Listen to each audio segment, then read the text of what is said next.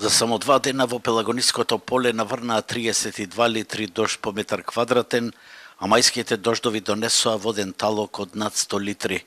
Врнежливо беше и денеска, а репортерската екипа на Алфа телевизија ги обиколи земјоделските парцели околу Логоварда и Новаци. Објективот на нашата камера ги долови безкрајните зелени пространства, но поради пролетната суша, иако дождот дојде во вистинско време, од житата не ќе можат да се очекуваат високи приноси. На сите житни растенија склопот ќе биде многу мал, за да можеме да постигнеме високи приноси.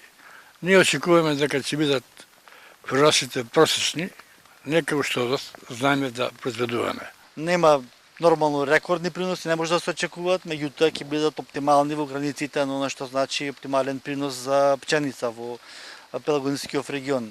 Некои култури се уште не се допосеани или расадувани, како пченката и тутунот, но што треба да се прави после дождот? Сега опасностите доаѓаат од плевелите и од другите штетници, но проблемите со заштитата се наметнуваат како многу сериозни. Заштитата од плевели и други штетници е една од најзначајните агрооперации во овој период, но таа ќе доцни, а земјоделците искажуваат сомнеш и во квалитетот на препаратите. Заштита од плевели во овој период не може да се врши, заради тоа што нормално не дозволуваат климатските услови, меѓутоа штом се расадува на отворено, значи ќе биде тек после поникнување, после прифаќање на кореновиот систем и после поникнување. Министерството за земјоделие треба да поведе сметка какви пестициди се увезува, каков е нивниот квалитет и ред други работи, затоа што ние не сме задоволни од тоа што даваме многу пари, а нема ефекти околу созбивањето на плевелите.